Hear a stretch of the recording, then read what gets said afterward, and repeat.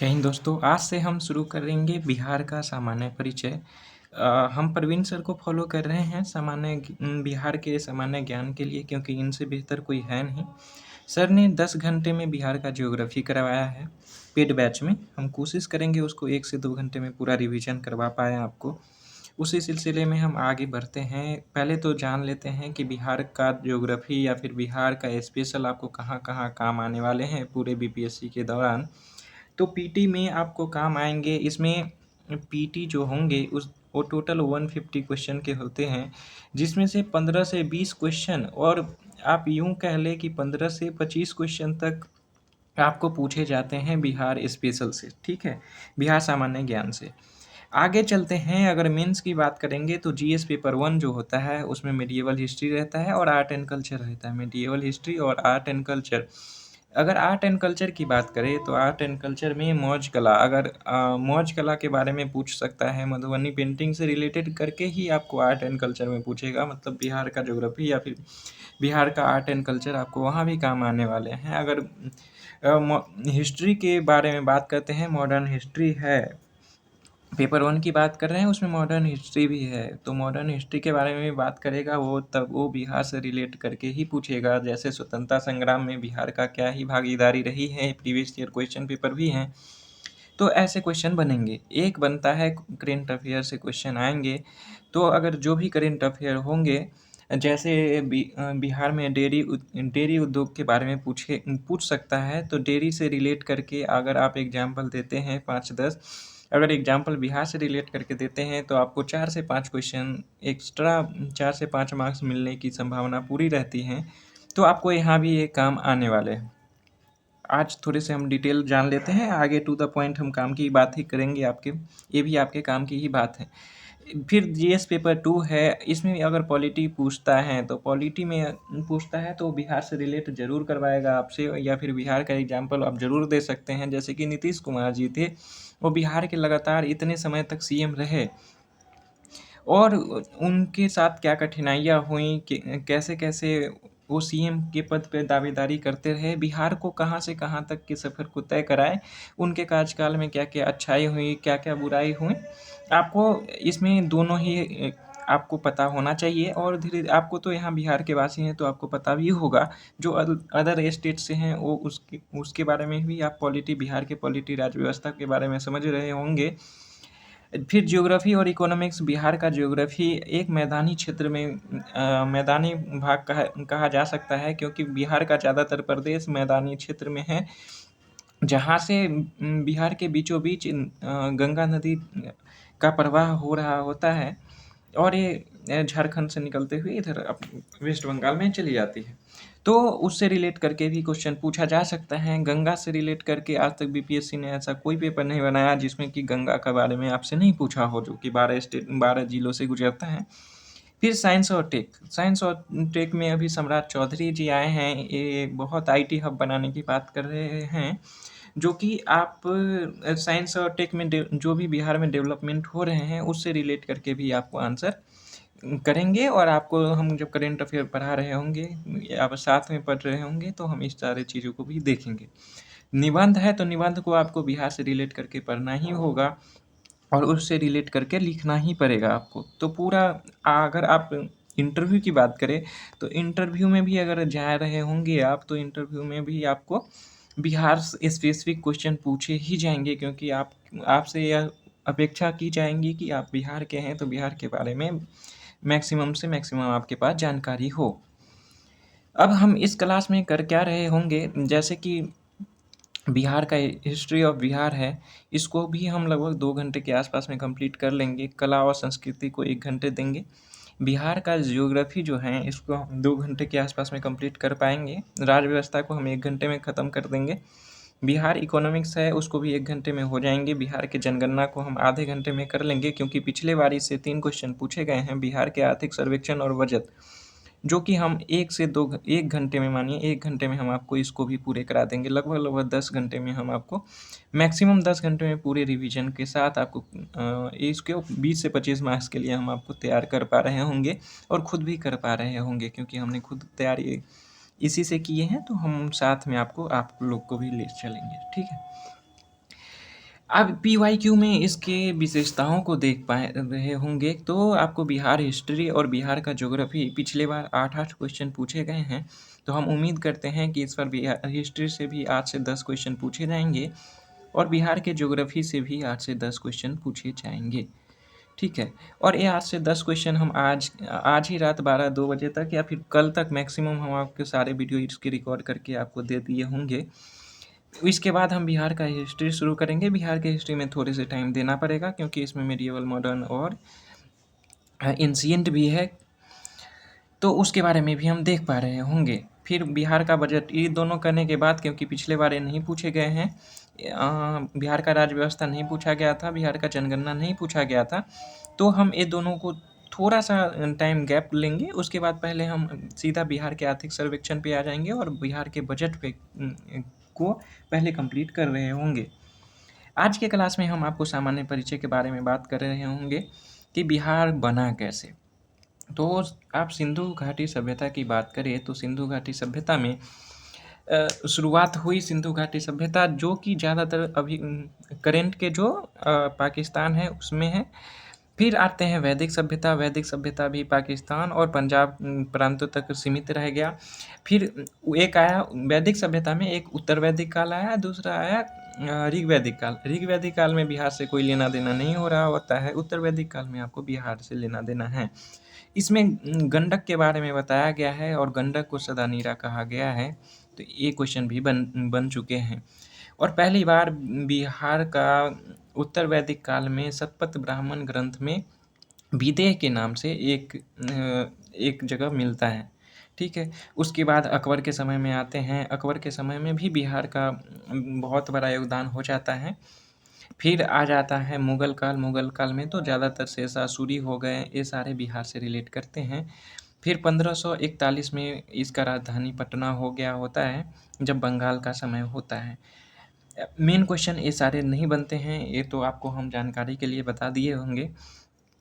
आपका क्वेश्चन यहाँ से बना है कि इसका घोषणा कब हुआ था? 12 दिसंबर 1911 को हुआ था। इस दिन क्यों हुआ था? क्योंकि जॉर्ज पंचम जो है वो भारत में थे 12 दिसंबर 1911 को। फिर 22 मार्च 1912 को अधिसूचना जारी किया गया। आप ये तीनों ही शब्द को बड़े गौर करेंगे। 12 दिसंबर 1911 को घोषणा की गई, 22 मार्च 1912 को अधिसूचना जारी किया गया, मतलब नोटिफिकेशन जिसको बोलते हैं, नोटिफिकेशन जारी किया गया कि हाँ, हम अब बिहार को अलग राज्य बनाएंगे। उसके बाद 1 अप्रैल 1912 को स्थापना किया गया। 1 अप्रैल को आप जानते हैं कि मूर्ख दिवस भी मनाया जाता है, इसलिए बिहार का स्थापना दिवस 1 अप्रैल को न मना के अधिसूचना दिवस के रूप में ही मना रहे होते हैं हम लोग 22 मार्च 1912 को। लेकिन हमारा जो स्थापना हुआ था वो 1 अप्रैल 1912 को हुआ था। इसको बहुत ही गौर से देखेंगे क्योंकि इससे 7 बार बीपीएससी ने क्वेश्चन पूछे हैं सेम से, बस आपका लैंग्वेज को उल्टा पुल्टा किया है। तो 1 अप्रैल 1912 को आप बहुत अच्छे से दिमाग में रखेंगे। अब चल रहे होते हैं हम आगे। नामाकरण के बारे में हमने आपको बता ही दिया कि 12वीं शताब्दी में बौद्ध विहार। अब बिहार क्या होता है, तो बौद्ध जो लोग थे वहाँ एक शिक्षा दिया करते थे और रहा करते थे, तो मेन निवास करने के स्थान को बिहार कहा जाता था। और इसको बिहार को बिहार करते करते वो कब ब में बदल गया वो पता नहीं चला। पता तो चल गया था, एक अरब मुसलमानों के द्वारा इसका नामकरण बिहार के नाम से संबोधित किया गया, क्योंकि वो व को ब बोला करते थे जब बख्तियार खिलजी बिहार पर आक्रमण कर रहा था तब। ठीक है, तो आपको यहाँ से कुछ भी याद रखने की ज़रूरत नहीं है। आप हाँ, यहाँ से आपको कुछ भी याद रखने की ज़रूरत नहीं पड़ेगी, क्योंकि इससे पहले जो बताए हैं आप वहीं से याद रखेंगे। फिर थोड़े से हम इसके बारे में बात करते हैं, अक्षांशीय विस्तार, देशांतरीय विस्तार और भारत की स्थिति और राज्य की आकृति। पहले हम आपको इसको समझाने की कोशिश कर रहे हैं। जैसे कि बिहार का स्थिति जो है वो 83-19-50 ईस्ट से 88-17-40 तक है। आपको याद रखना है कि इसका ईस्ट में क्या है और नॉर्थ में क्या है। आपको ये अगर चौहद्दी पूछा, मतलब इसका अक्षांशीय विस्तार और देशांतरीय विस्तार पूछा जाए तो आपको पता होना चाहिए कि अक्षांशीय विस्तार कितना है और देशांतरीय विस्तार कितना है। तो ऊपर वाले में ज़्यादा बेहतर समझ में आएंगे आपको। अक्षांशीय विस्तार जो है वो 24-20-10 है। 24-20-10 से 27-31-15 तक है। 24-20-10 से 27-31-15 तक है। अब अक्षांशीय विस्तार के बीच में आपको एक क्वेश्चन पूछा जा सकता है कि कोई शहर का नाम दे देगा, जैसे कि पटना बोल दिया और बोल दिया कि ये कौन से अक्षांश में अवस्थित है। तो या तो 24 से ऊपर होंगे और 27-31 से नीचे होंगे, मतलब इसी दोनों के रेंज में होंगे, क्योंकि ऐसा क्वेश्चन पिछले बार बना था। तो आप थोड़े से इसको ध्यान रखिएगा। अगर अक्षांशीय विस्तार पूछ लिया तो 24-20 और 27-31 के अंदर ही होंगे। ये हो सकते हैं कि 25 हो सकते हैं कि 26 हो सकते हैं कि 27 भी हो। तो अगर इसके बियॉन्ड जाता है तो बिहार के बाहर के स्टेट होंगे और उसके कैपिटल के बारे में पूछा जा सकता है। ठीक है, तो आप इसको ध्यान रखिएगा कि 24-20-10 से 27-31-15 तक है। फिर देशांतरीय विस्तार के बारे में बात करते हैं तो 83-19-50, 83-19-50 से 88-17-40 तक है। यहाँ है 83-19-50, 83-19-50, यहाँ पर होंगे 88-19-50, 88-17-40। ठीक है, फिर भारत की स्थिति के बारे में जानते हैं। तो भारत का अगर मैप देखें, अगर ऐसे देख रहे होंगे तो बिहार का स्थिति कुछ ऐसा इधर की ओर है। तो ये तो या तो नॉर्थ बोल सकते हैं, नॉर्थ ईस्ट बोल सकते हैं। तो भारत के संदर्भ में बिहार का स्थिति जो होगा वो नॉर्थ ईस्ट होगा, मतलब उत्तर पूर्वी में होगा। या फिर ये भी बोल सकता है कि पूर्वी भारत में स्थित है, क्योंकि ज़्यादातर भाग भारत के पूर्वी भाग में है। ठीक है, अब राज्य की आकृति क्या है। तो राज्य की आकृति आपको दिख ही रहा होगा कि ये रेक्टेंगल में है, आयताकार है। ठीक, यहाँ से क्वेश्चन बनेंगे तो इतना ही बनेंगे। अक्षांशीय विस्तार को आप ध्यान रखेंगे, देशांतरीय विस्तार को भी ध्यान रखेंगे। इससे क्वेश्चन अगर बनेंगे तो, और इसके बीच में भी होगा तो भी वो बिहार का किसी न किसी डिस्ट्रिक्ट का होगा, तो उसके बारे में भी आप थोड़े से याद रख लीजिएगा। एक क्वेश्चन बनते हैं कि बिहार का अगर उत्तर दक्षिण जाते हैं तो डिस्टेंस कितना है। तो 3, 4, 5 है। उत्तर दक्षिण जाते हैं तो 3, 4, 5 है। ऑप्शन में 4, 5, 6, 6, 7, 8 ऐसे भी दिया रहता है। तो आप एग्जैक्ट याद रखेंगे कि 3, 4, 5 है इसके नॉर्थ ईस्ट में, नॉर्थ साउथ में। फिर अगर पूरब से पश्चिम की ओर देखते हैं तो 483 है। 483 अगर पूरब से पश्चिम की ओर देखते हैं तो इसकी लंबाई 483 है। ठीक है, तो क्वेश्चन बनेंगे, तो इससे ज़्यादा क्वेश्चन नहीं बनेंगे। अब प्रशासनिक विभाजन, मेरे पास तो इसको ड्रॉ करने के लिए पेन नहीं है, फिर भी हम आपको इसी में समझाने की कोशिश करते हैं। प्रशासनिक विभाजन को तो आपको पता है कि बिहार में 9 प्रमंडल है। 9 में से आपको एक तो सारण प्रमंडल है, सारण ऊपर में है। जैसे ये हो गया ना, अगर गंगा के किनारे को मान ले, गंगा के बीचों बीच को मान ले, इससे हम उत्तर दक्षिण, ऊपर वाले को उत्तर मान लेते हैं और नीचे वाले को साउथ मान लेते हैं, दक्षिण मान लेते हैं। ठीक, तो सारण एक प्रमंडल है, सारण। दूसरा है तिरहुत, इसमें की 6 जिले हैं। दरभंगा में है 3 जिले, मधुबनी, दरभंगा, समस्तीपुर। कोसी के है 3 जिले। ठीक, इसके बाद आ जाता है पूर्णिया, पूर्णिया के है 4 जिले। तो 4, 3, 7, 3, 10, 2, 12, 4, 3, 7, 3, 10, 3, 10 और 6, 16 और 3, 16, 3, 19 वो जिला हो गया, वो है उत्तर भारत में। ठीक है, बाकी जो बच गए जिले वो है दक्षिण भारत में। ठीक है, दक्षिण बिहार में, सॉरी, उत्तर बिहार और दक्षिण बिहार में। अब हमको याद क्या रखना है कि कौन से सारण में, मतलब कौन से प्रमंडल में कौन कौन से जिले होते हैं, उसके बारे में आपको पूछा जाता है। ठीक, अगर इसको क्लियर कर रहे होंगे, अगर इसको आप क्लियर अच्छे से समझ पा रहे होंगे तो आपको बहुत सारे हेल्प मिलने वाले हैं। हम आगे समय के साथ बताएंगे आपको कहाँ कहाँ हेल्प मिलेगा। तो सारण में है कौन कौन से जिले आ जाते हैं। तो गोपालगंज, सिवान, सारण, इसमें 3 जिले, गोपालगंज, सिवान, सारण। गोपालगंज, सिवान और सारण। ठीक है, इसमें 3 जिले हैं। ओके, अब तिरहुत प्रमंडल की बात करते हैं तो इसमें पश्चिमी चंपारण, पूर्वी चंपारण, शिवहर, सीतामढ़ी और मुजफ्फरपुर और वैशाली हैं। पूर्वी चंपारण, पश्चिमी चंपारण, पूर्वी चंपारण, शिवहर, सीतामढ़ी, मुजफ्फरपुर और वैशाली। इसमें 6 ज़िले हैं तिरहुत प्रमंडल में। दरभंगा में 3 ज़िले हैं, मधुबनी, दरभंगा और समस्तीपुर। और जो इसका मुख्यालय है, जैसे सारण का मुख्यालय सारण में है, तिरहुत का मुख्यालय मुजफ्फरपुर में है, तो आपको अगर पूछेगा तो यहाँ से पूछ सकता है इसका मुख्यालय। दरभंगा का मुख्यालय दरभंगा में है, ये नहीं पूछेगा आपको। फिर कोसी की बात करें, कोसी में 3 ज़िले हैं, सुपौल, सहरसा, मधेपुरा। सुपौल, सहरसा और मधेपुरा। पूर्णिया के 4 ज़िले हैं, किशनगंज, अररिया, पूर्णिया, कटिहार। कटिहार, पूर्णिया, अररिया, किशनगंज, किशनगंज, अररिया, पूर्णिया, कटिहार। तो 4 ज़िले हैं। और सबसे पूर्वी ज़िला कौन सा है, तो किशनगंज है। अगर उसके बाद पूर्वी ज़िला कौन सा है, तो वो हो जाएगा पूर्णिया। ये क्वेश्चन पूछे गए हैं, तो आपको ध्यान रखना है। अब बात करते हैं दक्षिण बिहार के बारे में। दक्षिण बिहार में 6 ज़िले हैं। पटना प्रमंडल में 6 ज़िले हैं, और वो कौन-कौन से हैं, तो अंग्रेज़ों के समय में 4 ज़िले को शाहाबाद क्षेत्र घोषित किया गया था। 4 ज़िले के मिला के शाहाबाद कहा जाता था। वो कौन से 4 ज़िले हैं, तो होंगे रोहतास, कैमूर, बक्सर और भोजपुर। ये 4 ज़िलों को शाहबादा क्षेत्र के नाम से घोषित किए हुए थे अंग्रेज के समय में। इसके अलावा 2 ज़िले हैं, पटना और नालंदा। तो शाहाबाद क्षेत्र जो हो गए, वो रोहतास, कैमूर, बक्सर, भोजपुर और पटना और नालंदा 2 एक्स्ट्रा याद रखेंगे। इसमें ये 4 को आपको एक फ्लो में याद रखना है, क्योंकि ये शाहाबाद क्षेत्र हैं, क्योंकि ये क्वेश्चन पूछे जा चुके हैं। रोहतास, कैमूर, बक्सर और भोजपुर, पटना और नालंदा याद रखना है। फिर मगध का 5 क्षेत्र होते हैं, 5 ज़िले हैं मगध में।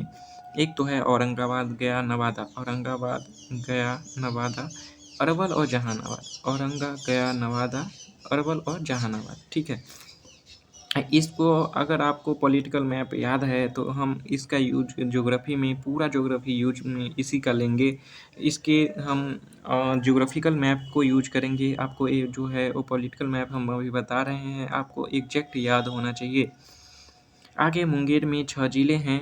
इसमें जमुई, शेखपुरा, बेगूसराय, मुंगेर, लखीसराय और खगड़िया। बेगूसराय, लखीसराय, खगड़िया, मुंगेर, शेखपुरा, जमुई। जमुई, शेखपुरा, मुंगेर, बेगूसराय, लखीसराय, खगड़िया। अगर हम इतना जोर दे रहे होंगे, तो आपको ये विश्वास रखना चाहिए कि ये बहुत ही इम्पोर्टेंट होंगे, आपको याद होना चाहिए। आगे बात करते हैं भागलपुर। भागलपुर में 2 ज़िले हैं, बांका और भागलपुर। बांका और भागलपुर। तो अगर हेडक्वार्टर पूछेगा, तो हम आपको 3 हेडक्वार्टर बताते हैं, जो कि पूछे जा सकते हैं। इसके बियॉन्ड अगर हेडक्वार्टर पूछता है, तो नहीं पूछेगा। यहाँ देखो आप, जैसे कि हमने आपको डिटेल इसके बारे में बताया। अगर आप मैप पे देख रहे होंगे, तो आपको यहाँ से आप देख पा रहे होंगे। ठीक है। इसमें सारण, एक तो आपको अगर मुख्यालय पूछेगा, तो सारण का पूछ सकता है, क्योंकि सारण का हेडक्वार्टर छपरा में है। छपरा एक जगह है सारण का, या फिर सारण को ही छपरा भी बोला जाता है, तो आपको ये पूछा जा सकता है। दूसरा अगर पूछेगा, तो आपको तिरहुत के बारे में पूछेगा, क्योंकि तिरहुत में मुजफ्फरपुर है और इसमें 6 ज़िले हैं। फिर दरभंगा के बारे में नहीं पूछेगा। कोसी के बारे में पूछ सकता है, कोसी का कहाँ है, तो वो है सहरसा। तो आपको ये पूछ सकता है। और एक मगध के बारे में पूछेगा कि मगध का कहाँ है, तो गया है हेडक्वार्टर। ठीक। इसके बियॉन्ड अगर हेडक्वार्टर से पूछता है, तो हेडक्वार्टर इसके बियॉन्ड आपसे नहीं पूछने वाला है, आप बेफिक्र रह सकते हैं। अब एक बात कर लेते हैं कि पूर्वी पश्चिमी ज़िले कौन-कौन से हैं।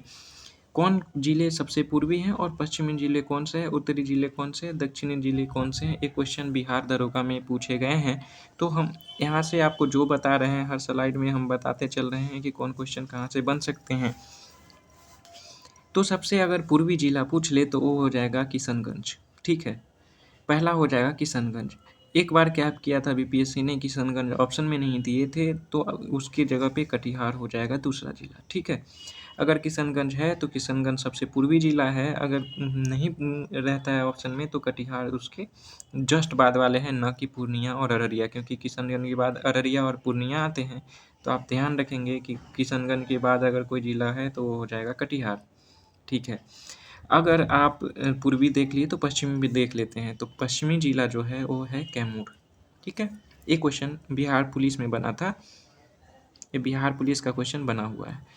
आप देख लेते हैं उत्तरी ज़िला। सबसे उत्तरी ज़िला जो है, वो पश्चिम चंपारण है। इनमें कोई भी संदेह नहीं होना चाहिए आपको। एक दक्षिणी ज़िला पूछ लिया जाए, तो गया जी है। गया नहीं है, गया जी अब हो गए हैं। ठीक है। तो आपको याद होना चाहिए कि अगर पूर्वी पूछ लिया तो पूर्णिया, किशनगंज हो जाएगा, अगर किशनगंज नहीं है तो कटिहार हो जाएंगे, अगर पश्चिमी पूछा तो कैमूर हो जाएगा, और उत्तरी पूछ लिया तो पश्चिम चंपारण, और दक्षिण पूछ लिया तो गया जी। इसके बियॉन्ड अगर बनना होगा तो इसके बियॉन्ड आपके क्वेश्चन नहीं बन सकते हैं, क्योंकि पॉसिबिलिटी नहीं, यहीं पे ख़त्म हो जाता है। अब बिहार के बारे में, बिहार का विभाजन कैसे कैसे हुआ उसके बारे में हमने आपको बता दिया है सबसे ऊपर, फिर भी हम आपको बता देते हैं। जैसे कि बिहार को बंगाल से अलग करने की जब बात हुई 1905 में, जब घोषणा हुआ, तब का बिहार और बंगाल कैसा था। मतलब बंगाल में उड़ीसा, झारखंड, बिहार और बांग्लादेश, ये चारों ही चीज़ को सम्मिलित करके बंगाल कहा जाता था। फिर अंग्रेज को अंग्रेज से मांग किया, अंग्रेज जब चाहे कि हमको इसको डिवीज़न करना है, तो बिहार के सच्चिदानंद सिन्हा जो थे वो पुरजोर विरोध किए कि हमको बिहार का संस्कृति अलग है, कल्चर अलग है, भाषा अलग है, तो बिहार को अलग राज्य बनाया जाए। ठीक है, तो अंग्रेज ने इस चीज़ को स्वीकारा और बिहार को 1905 में बंगाल से अलग कर दिया। जब 1905 में पहली बार बिहार का डिवीज़न हुआ तो बिहार के क्षेत्र शामिल थे। उसमें आपको बिहार, झारखंड और उड़ीसा शामिल थे। बिहार, झारखंड और उड़ीसा 3 क्षेत्रों को मिला के बिहार बनाया गया। ये 1 अप्रैल 1912 का बिहार था। 1 अप्रैल 1912 का जो बिहार था उसमें उड़ीसा, झारखंड और बिहार तीनों ही सम्मिलित थे। अब बात करते हैं आगे बढ़े और 1935 की। अब क्या हुआ कि उड़ीसा ने कहा कि अगर उड़ीसा को जाने का क्षेत्र आज भी आपको पता हो, उड़ीसा क्यों अलग हुआ अपने से, क्योंकि उड़ीसा का ना क्षेत्र बहुत वास्ट हो जाता था। अगर जैसे कि मुख्यालय बिहार है तो बिहार का पटना में था। अब कोई भी काम हो तो इसको पूरा बंगाल को घूमते हुए फिर बिहार में एंट्री लेना पड़ता था। बंगाल होते हुए आपको बिहार में एंट्री लेना पड़ता था, क्योंकि यहाँ से एक तो बहुत बड़े दूर भी पड़ते हैं, दूसरा उड़ीसा का भाषा ओडिया है, जो कि अभी उड़ीसा को उड़ीसा कहा जाता है, उड़िया भाषा की वजह से ही। तो इसके वजह से एक तो डिस्टेंस बहुत था, और दूसरा हो जाता था कि भाषा बिहार वाले समझ नहीं पा रहे थे उड़ीसा, और भाषाई गैप बहुत ही ज़्यादा था। इसकी वजह से उड़ीसा भी बोला कि हमको भी अलग राज्य बनाया जाए। उसके बाद 1 अप्रैल 1936 को 1 अप्रैल 1936 को जो बिहार बचा उसमें बिहार और झारखंड बचे। बिहार और झारखंड इसमें 1 अप्रैल 1936 को बच गए। अब आगे देखते हैं कि बिहार का एक बार और डिवीज़न किया। बिहार का एक और डिवीज़न करके 15 नवंबर 2000, ये क्वेश्चन हज़ारों बार पूछे जा चुके हैं डिफरेंट बिहार के एग्ज़ाम में, तो इसको याद रखेंगे। एक तो बना बिहार, दूसरा बना झारखंड, ठीक है। अब उस समय एक और क्वेश्चन यहाँ से बने थे कि 37 जिले बिहार में थे और 18 जिले झारखंड में थे, ठीक है। जबकि झारखंड जब डिवीज़न हुआ झारखंड का, तो इसके बाद इन्होंने 6 जिले को और बनाया और ये बन गए 24। तो वर्तमान में झारखंड में 24 जिले हैं। एक क्वेश्चन बना था कि डिवीज़न के समय झारखंड में कितने जिले थे और बिहार में कितने जिले थे, तो बिहार में 37 जिले थे, झारखंड में 18 जिले थे। लेकिन आपको जब हम इसका क्षेत्रफल देख रहे होते हैं, तो क्षेत्रफल में बिहार को मिला 54.1% राज्य का भूभाग, और 45.9% मिला झारखंड को। तो ज़्यादा नहीं मिला था। लेकिन हुआ क्या, ये पहाड़ी इलाका था, तो इसमें सिर्फ 25% जनसंख्या ही निवास कर रहे थे। जब पूरे झारखंड में 45.9 क्षेत्र पर सिर्फ 25% जनसंख्या निवास करते थे। बिहार में, क्योंकि हमने आपको पहले ही बताया था, ये प्लेन है, मैदानी भाग है, तो यहाँ ज़्यादा से ज़्यादा जनसंख्या निवास करते थे। 75% जनसंख्या जो थे वो बिहार में निवास किया करते थे। तो इतने चीज़ इसके बारे में है, और इसके बारे में इससे बियॉन्ड आपको क्वेश्चन नहीं बन सकते हैं। आगे देखते हैं। आगे हम बिहार का डिवीज़न के बारे में, जैसे कि हमने बताया, 12 दिसंबर 1911 को दिल्ली दरबार में पृथक बिहार की घोषणा की गई। 22 मार्च 1912 को अधिसूचना जारी किया गया। 1 अप्रैल 1912 को गठन किया गया, और 1 अप्रैल 1936 को उड़ीसा से बिहार को अलग किया गया। बिहार और झारखंड मिला के 1 अप्रैल को 1936 को बना, और 15 नवंबर 2000 को झारखंड भी हमें साथ छूट गया। और अंतिम डिवीज़न वही हुआ है। और बिहार के एक और ज़िले बने थे, 37 जो ज़िले थे, और बिहार ने एक ज़िला और ऐड किया, अरवल के नाम से 2001 में अरवल के नाम से एक ज़िला ऐड कर लिया। ठीक है? तो इतनी कहानी रहे बिहार के बारे में। अब बिहार के बारे में थोड़े से तथ्यात्मक जानकारी भी होना चाहिए आपको, क्योंकि बिहार की स्थापना दिवस हमने बताया था, स्थापना तो हुआ था 1 अप्रैल को, लेकिन 1 अप्रैल को मुक्ता दिवस मनाने के कारण 1 अप्रैल मुक्ता दिवस होने के कारण बिहार को हम 22 मार्च को ही हम स्थापना दिवस मनाना शुरू किए। और एक इसका क्षेत्रफल 94,163 है, 94,163 है, ये भी बार-बार क्वेश्चन पूछे जाते हैं। भारत के कुल क्षेत्रफल का 2.86 क्षेत्रफल है, और भारत की जो जनसंख्या है वो 8.6 है, मतलब 2 हटा दो और दशमलव को 8 के बाद लगा दो तो आपको भारत का कुल जनसंख्या भी पता चल जाएगा। भारत के कुल जनसंख्या का बिहार में कितना % रहते हैं, इसके बारे में भी आपको जानकारी हो सकते हैं। आगे देख लेते हैं। कुल जनसंख्या जो है 10,40,99,452 है। 2011 की जनगणना के अनुसार बिहार ने जातिगत जनगणना कराया था, उसमें 13,07,25,310 13,7,25,310 ऐसे याद रखेंगे, ना कि करोड़ लाख करते रहेंगे। ऐसा रखने का कोई ज़रूरत नहीं है। आपको जातिगत जनगणना पूछेगा, क्योंकि एक बार पूछ भी चुका है, क्योंकि बिहार ने जातिगत जनगणना करा सकता है। और अच्छा सुनिए, बिहार में जातिगत जनगणना कराया, लेकिन बिहार में जनगणना नहीं कराया, क्योंकि जनगणना जो है वो समवर्ती सूची का है विषय है, और जातिगत जनगणना जो है वो राज्य सूची का विषय है। इस वजह से ये सिर्फ जातिगत जनगणना बिहार करा सकता है, या फिर कोई स्टेट करा सकता है, लेकिन अगर जनगणना करवाना हुआ तो वो भारत सरकार ही सिर्फ करवाएगा। ठीक है? आगे देखते हैं। भारत की कुल जनसंख्या का 8.6% बिहार में रहता है, इसके बारे में बता दिया। भारत तीसरा बड़ा जनसंख्या के हिसाब से, पहला है यूपी, दूसरा है महाराष्ट्र, और तीसरा हम लोग बिहार में हैं, जो कि अब हमको लगता है कि बिहार जल्दी ही दूसरा पोजीशन हासिल कर लिया होगा, या फिर कर लेने वाला होगा जल्दी ही। लंबाई 3, 4, 5 है। दक्षिण से उत्तर हमने बताया था आपको 3, 4, 5 है, और 4, 4, 8, 3 है पूरब से पश्चिम।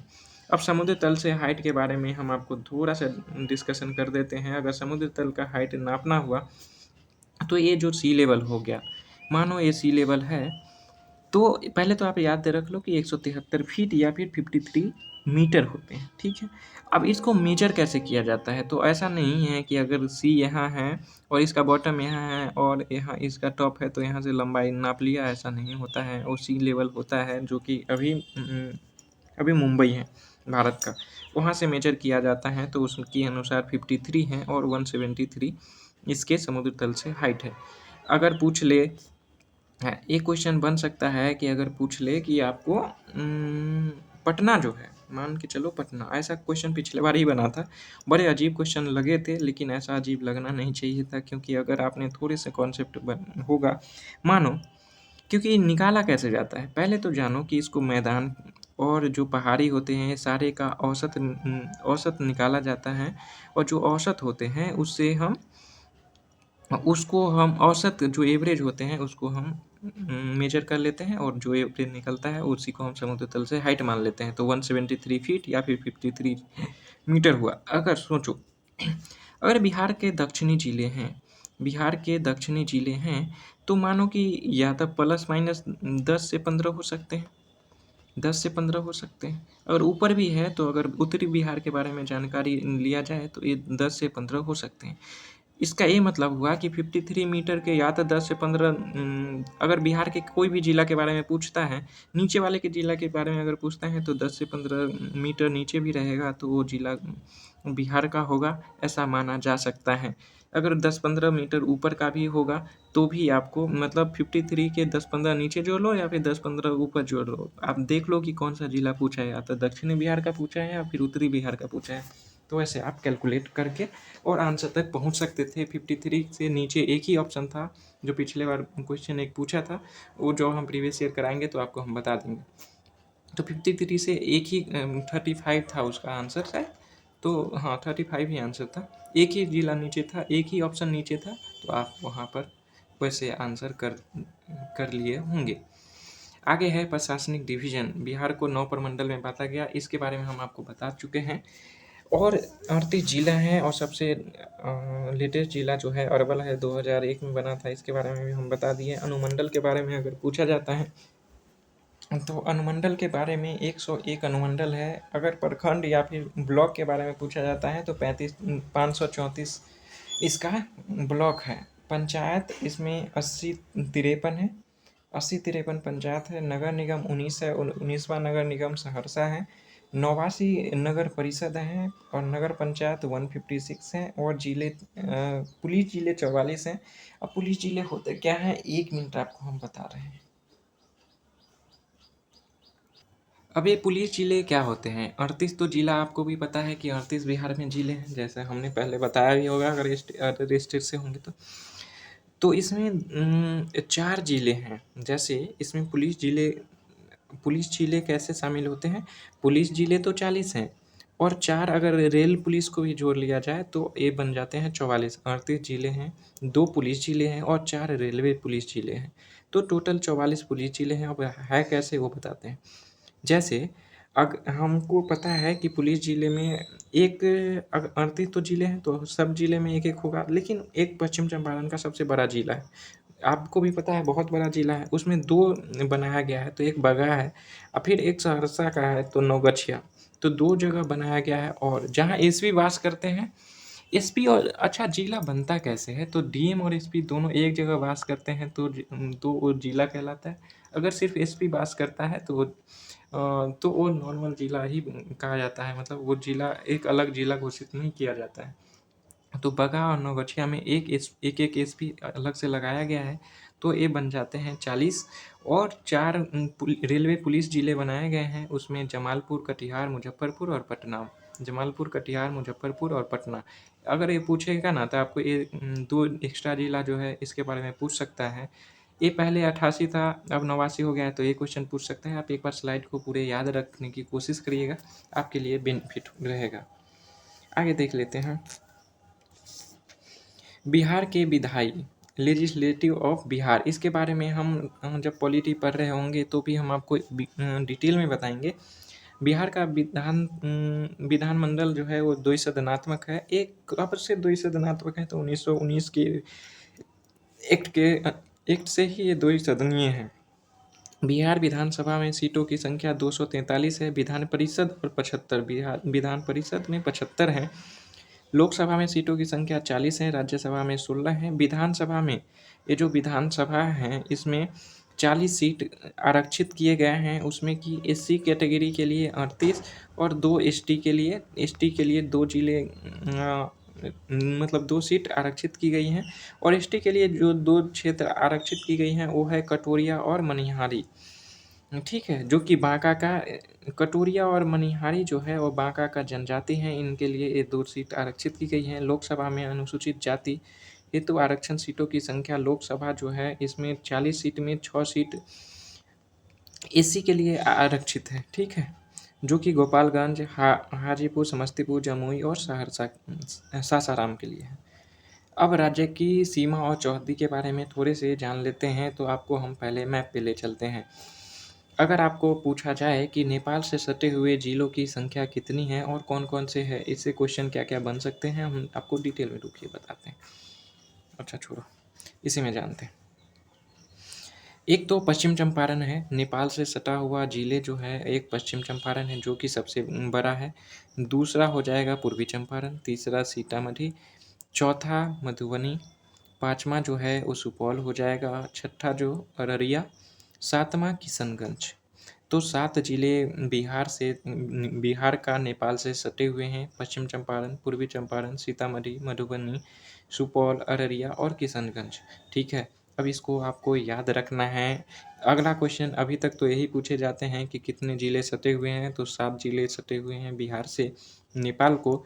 अगला क्वेश्चन ये बन सकते हैं कि आपको पूरब से पश्चिम या फिर पश्चिम से पूरब अरेंज करो। ये क्वेश्चन आने वाले समय में आपको बनने को है। तो आप इसको याद रखेंगे कि पश्चिम चंपारण, पूर्वी चंपारण, सीतामढ़ी, मधुबनी, सुपौल, अररिया, किशनगंज। पश्चिम चंपारण, पूर्वी चंपारण, सीतामढ़ी, मधुबनी, सुपौल, अररिया, किशनगंज। तो आपको ये नेपाल से सटे हुए ज़िले हुए। अगर आपको पूछ ले कि उत्तर प्रदेश और नेपाल दोनों से सटे हुए ज़िले कौन से हैं, तो हो जाएगा पूर्वी चंपारण, पश्चिम चंपारण, सॉरी, पश्चिम चंपारण नेपाल और उत्तर प्रदेश दोनों से ही सटा हुआ है। अब उत्तर प्रदेश से 8 ज़िले सटते हैं। अब वो कौन-कौन से ज़िले सटते हैं, तो वो हो जाएँगे पश्चिम चंपारण, गोपालगंज, सिवान, सारण, बक्सर, रोहतास, और यहाँ पे छोटा-सा कुछ ही किलोमीटर सटता है, लेकिन सट रहा होता है रोहतास। तो रोहतास 1 हो गया, कैमूर 2 हो गया, बक्सर 3 हो गया, 4 हो गया सारण, 5 हो गया सिवान, 6 हो गया गोपालगंज और 7 हो गया हुँ? पश्चिम चंपारण। एक जिला कोई रह रहा है, कैसे? क्या 7 ही जिले तो नहीं है? 1 मिनट देख लेते हैं। नहीं, है तो 8 जिले। इसमें छूट कौन रहा है? अच्छा, पश्चिम चंपारण भी है, इसमें काउंट होगा। तो पश्चिम चंपारण, गोपालगंज, सिवान 3, सारण 4, और अच्छा, बक्सर का छोटा-सा जो इलाका है इतने दूर का, वो भी आपको उत्तर प्रदेश में शामिल हो रहा है।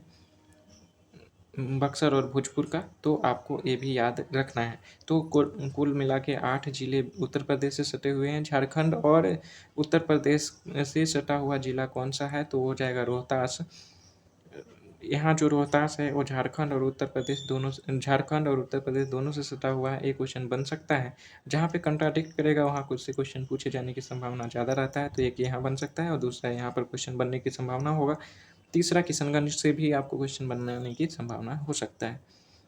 तो आप झारखंड के बारे में देख लेते हैं कि झारखंड से सटे हुए जिला है रोहतास, औरंगाबाद, गया, नवादा, जमुई, बांका, भागलपुर,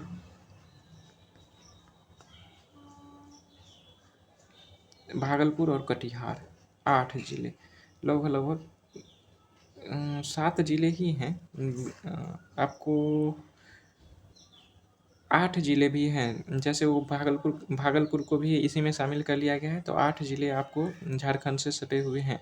तो आप इतना याद रखिए इसमें। अब एक पूछे जाते हैं राजकीय चिन्ह क्या है, तो बोधि वृक्ष है। 2 स्वास्तिक चिन्हों से घिरा हुआ है बोधि वृक्ष। राजकीय वृक्ष जो है वो पीपल है, जो कि जहाँ पे बौद्ध धर्म गौतम बुद्ध को ज्ञान की प्राप्ति हुआ था। पुष्प के बारे में पूछ लिया जाए, गेंदा 2013 में घोषित हुआ। बैल या बाइसन, बैल या भैंसा के बारे में पूछा जा सकता है। अगर बाइसन याद रखते हैं तो बैल और भैंसा ऐसे कर सकते हैं। अगर हिंदी में बोला जाता है तो उसको बाइसन को बैल ही बोला जाता है, इसलिए। राजकीय पक्षी जो है वो गौरैया है 2013 से। मछली है मांगुर है 2008 से। राजकीय प्रथम भाषा हिंदी है और द्वितीय भाषा उर्दू है। तो इतने आपको याद रख सकते हैं। बिहार के राजकीय गीत मेरे भारत के कंठहार तुझको सत सत नमन। मेरे भारत के कंठहार तुझको सत सत नमन, वंदन बिहार, ये है राजकीय गीत। इसका लिरिक्स तैयार किया था सत्यनारायण ने। संगीतकार थे हरीश प्रसाद चौरसिया और शिव कुमार शर्मा संतूर वादक हैं। इसको भी आप याद रखेंगे। मान्यता 2012 में दी गई। राजकीय प्रार्थना जो है, मेरी रफ्तार पे तू सूरज तू नाच करे, मेरी रफ्तार पे तू सूरज तू नाच करे। ये हम लोग को स्कूल में प्रार्थना करवाया जाता था, क्योंकि हम सरकारी स्कूल से पढ़े हैं, तो वहाँ ये करवाया जाता था। पता नहीं सीबीएसई में कराए जाते हैं कि नहीं। इसके संगीतकार एम.आर. चिश्ती थे। ठीक, तो इतने क्वेश्चन बनेंगे। अब आप देख लेते हैं क्वेश्चन पूछे गए हैं। जैसे कि 17th के री एग्जाम हुए थे, उसमें क्वेश्चन बने थे। ब्रिटिश शासन के दौरान नया प्रांत बिहार के अस्तित्व में कब आया? अस्तित्व मतलब एस्टेब्लिश कब हो गए थे? जब हमने बताया था 1 अप्रैल 1912 को हुए थे। तो ये आपके आंसर हो गए। आगे क्वेश्चन देख लेते हैं। दूसरा क्वेश्चन पूछा गया है, बिहार राज्य कब प्रतिष्ठित हुए, एस्टेब्लिश हुए? तो उपयुक्त में से कोई नहीं, क्योंकि 1 अप्रैल 1912 को हुए। 1912 को हुए। हमने इसलिए आपको बताया था। 7 क्वेश्चन पूछे गए हैं और 7 क्वेश्चन क्या है देख लीजिए। कब बिहार पहली बार ब्रिटिश शासित भारत के तहत बंगाल प्रेसिडेंसी से अलग हुआ? तो 1912, 1 अप्रैल 1912 को अलग हो गया था। किस वर्ष उड़ीसा को पृथक राज्य बनाया गया? तो 1 अप्रैल को ही बनाया गया था, 1 अप्रैल 1936 को। ठीक है। 5वां देख लेते हैं, बिहार के कुल भौगोलिक क्षेत्रफल कितना है? 94,163। 94,163 है। ये क्वेश्चन पूछे गए हैं। आगे देखिए बिहार की स्थापना कब हुआ था? 1912, 1 अप्रैल 1912 को हो गया था, न कि 11 को। 11 को घोषणा हुआ था। क्वेश्चन नंबर 7 देख लेते हैं। एक स्वतंत्र प्रदेश बना 1912 में, 1 अप्रैल 1912 में। आपको इतना जोर दिए हैं और फिर भी आपको याद नहीं होता है, तब तो दिक्कत हो जाएंगे फिर भाई। अब किस वर्ष झारखंड से बिहार अलग हुआ? ये 15 नवंबर 2000 को हुआ था। 15 नवंबर 2000 को हुआ था। ठीक है, आगे देख लेते हैं। बिहार में के निम्नलिखित जिलों में से कौन सा जिला नेपाल के साथ सीमा साझा नहीं करता है?